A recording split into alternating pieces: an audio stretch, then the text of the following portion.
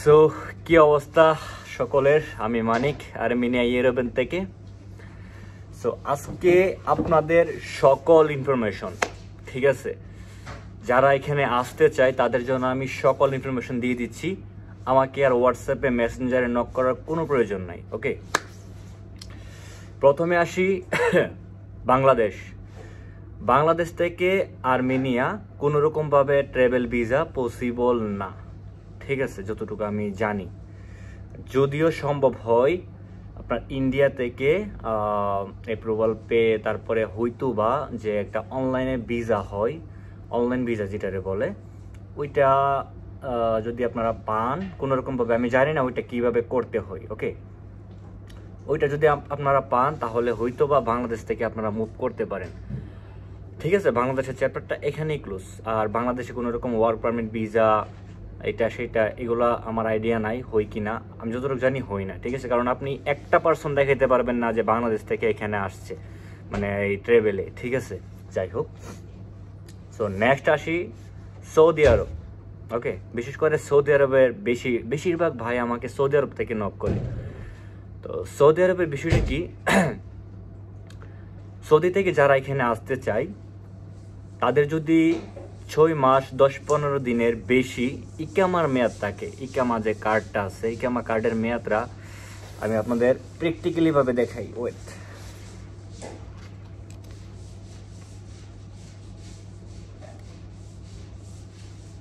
আমি কিন্তু সৌদি থেকে আসছি, ঠিক আছে। এই হচ্ছে আমার সৌদি ইকামা কার্ড। সো এই কার্ডটা যাদের কাছে মনে করেন যে আছে 6 মাস 10 থেকে 15 দিনের উপরে, এবং যারা ফ্রি ভিসায় আছেন সৌদি আরবে, তারা একটা ছুটির পেপার, ঠিক আছে, যেটা আপনার exit re-entry paper, directly exit নিয়ে আপনারা সৌদি থেকে বের হতে পারবেন না। কারণ কি, সৌদি ইমিগ্রেশনে আপনাকে যখন বলবে কোথায় যাবেন, তখন আপনাদেরকে বলতে হবে যে স্যার আমি আর্মেনিয়া যাব ঘুরতে, ঠিক আছে।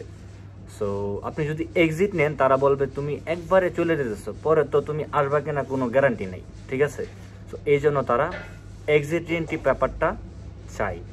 তো যাদের এক্সিট রিএন্ট্রি পেপার আছে তারা সৌদি থেকে 6 মাসের 7 মাসের ইকামা কার্ড আছে, তারা সৌদি থেকে ফ্লাই করতে পারে।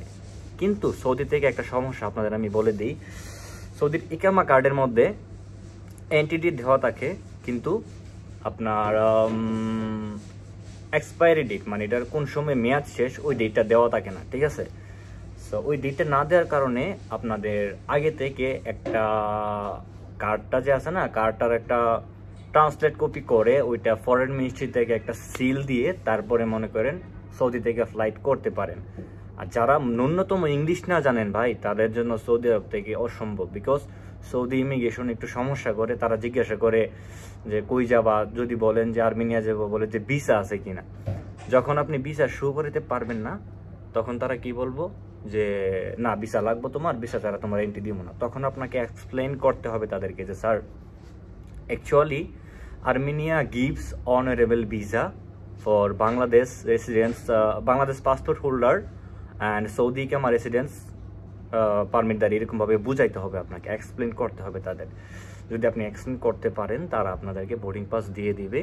আর যদি পেপারটা ম্যানেজ করতে পারেন, আর্মেনিয়া ইমিগ্রেশনে কোনো রকম সমস্যা হবে না, এন্ট্রি করতে পারবেন, নো প্রবলেম। তো সৌদি ফিনিশড, আশা করি যারা সৌদি থেকে আসছেন বুঝতে পারছেন। তারপরে আসি ওমান থেকে যারা আসতে চায় এখানে, তাদের আমি 2টা ওয়ে বলে দিই। আপনাদের 6 মাসের উপরে, ওমান সৌদি কাতার সবার সেমই, ঠিক আছে, 6 মাসের উপরে ইকামা কার্ড লাগবে। সো যাদের আছে তারা মনে করেন যে ওমান থেকে ছুটির পেপার লাগে না সৌদির মতো। তো শুধু টিকিট কাটবেন, ইন্স্যুরেন্স পেপার করবেন, ডলার নেবেন 600 সর্বনিম্ন ডলার নেবেন। আর আপনার বাকিটুকু যদি পারেন আর বেশি নিতে নেবেন, এটা আপনার ব্যক্তিগত বিষয়। সো আপনার টিকিট কাটবেন, একটা ইন্স্যুরেন্স পেপার করবেন, একটা হোটেল বুকিং দিবেন, এটুকু এনাফ। আর ওমান ইমিগ্রেশনে কী প্রশ্ন করে আমি বলে যে তোমার ট্রানজিট কোথায়, তখন আপনাদের বলতে হবে যে স্যার আমার ট্রানজিট দুবাই পড়লে দুবাই, অন্য জায়গায় পড়লে অন্য জায়গায়, বিষয়টা বুঝতে পারছেন। তো যদি ট্রানজিটের কথাটা কেউ ওমানে না বলতে পারে, তাদের জন্য ওমান থেকে সমস্যা, আপনাকে দিবে না বোর্ডিং পাস। ওকে, সো ওমান যে ভাইয়েরা আছে তারা হয়তো বা বুঝতে পারছেন। এখন আসি কাতার। ওমান থেকে যে প্রসেস, মানে যেভাবে আমি বলছি, কাতার থেকে ঠিক সেম টু সেম। আপনি শুধু টিকিট কাটবেন, ইন্স্যুরেন্স পেপার করবেন, সাথে কিছু ডলার নেবেন, ফ্লাইট করবেন। কাতার থেকে আমি যতটুকু জানি তেমন একটা সমস্যা করে না, যদিও করে আপনারা একটু বুঝে আনসার করবেন, বিকজ ইমিগ্রেশন সবাই তো আর একরকম না, বিষয়টা বুঝছেন না। এক এক দিন এক এক ধরনের প্রশ্ন করবে সবাইকে। সো কাতার থেকে গেল, ওমান থেকে গেল, সৌদি থেকে গেল, এবার আসি দুবাই। দুবাই থেকে যারা আছে তাদের জন্য একটু হার্ড, একটু বেশি না, বিকজ দুবাই ইমিগ্রেশন আপনারা জানেন যে একটু প্রশ্ন করে। সো দুবাই থেকে আসছে অনেক ভাই, বাট ওনাদের ইমিগ্রেশনে কোনো রকম প্রশ্ন করছে কিনা বা ঝামেলা করছে কিনা এটা আমার জানা নাই ভাই, এই জন্য আমি বলতে পারলাম না আপনাদের, সরি। সো দুবাই গেল, সৌদি, কাতার, ওমান, দুবাই, 4টা কান্ট্রি শেষ। এবার আর কি কান্ট্রি আছে হইলে আপনার এই 4টা কান্ট্রি থেকে মনে করেন যে এখানে আসা যায়, মানে আমি যে প্রসেস বলছি প্রসেসে। আদারওয়াইজ বাহরাইন, তারপর আপনার সিঙ্গাপুর, মালয়েশিয়া থেকে যে ভাইরা আমাকে নক করেন ভাই আমি এখানে আসতে চাই, তারপর মিশর থেকে ভাই, ওই কান্ট্রি থেকে আমি যতটুকু জানি অনারেবল ভিসা চালু না আর্মেনিয়ার জন্য, বিষয়টা বুঝছেন। সো এবার আসি টাকার বিষয়টা।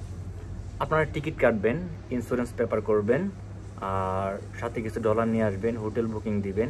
এখানে আসার পরে সোশ্যাল পেপারের একটা বিষয় আছে, কাজের একটা বিষয় আসে, মানে এই সব কিছু মিলে মনে করেন যে আপনার এটা মোটামুটি একটা বাজেট দরকার, মোটামুটি। যেমনটা দেখেন আপনারা একজন বললো যে ভাই 3 লক্ষ টাকা লাগবে, 4 লক্ষ টাকা লাগবে, এরকম না। আপনি এখানে আসতে পারবেন 2 লক্ষ টাকার মধ্যে বা 1,80,000 টাকার মধ্যে এখানে আইসা স্টে করতে পারবেন, সোশ্যাল পেপারও পাইবেন। কাজও যদি এখন স্নো টাইম, কাজটা একটু সমস্যা, সো কাজও ম্যানেজ হয়ে যাইতে পারে যদি অপেক্ষা করেন তাহলে। আর এখানে আসার পরে কাজ পাইলেন, মানে ইনকেস কাজ পাইলেন না, তখন মনে করেন যে আপনার কী করতে হবে, এখানে স্টে করতে হবে। তো একটা জায়গায় আপনি নতুন আসছেন, স্টে করতে গেলে কী লাগবে আপনার? প্রথমত হলো খাবার জন্য টাকা, ঠিক আছে। নিজের জন্য মনে করেন কিছু খরচাপাতি, যেটা মনে করেন যে আছে না, মানে একজন পার্সোনাল লাইফে অনেক খরচ আছে না, এগুলা।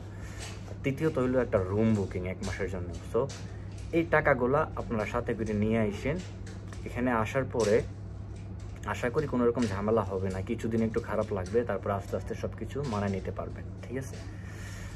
আর এখানে আসতে তেমন হিউজ পরিমাণ টাকার খরচ হয় না, এটা আপনারা সবাই জানেন, হয়তো বা রিয়েলাইজ করতে পারছেন।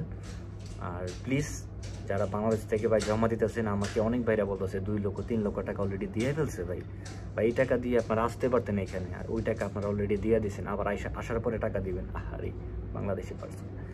যাই হোক ভাই, আমাকে আপনারা কি ভুল বুঝছেন না, আমি যতটুকু পারি আপনাদের সঠিক ইনফরমেশন দেওয়ার চেষ্টা করি। আজকের জন্য এই পর্যন্তই। যদি আমার ভিডিওটি ভালো থাকে প্লিজ আমার ইউটিউব সাবস্ক্রাইবের বাটনটি সবাই প্রেস করে দিবেন, এবং আমার ভিডিওটি লাইক কমেন্ট শেয়ার করে সকলের কাছে পৌঁছে দেবেন।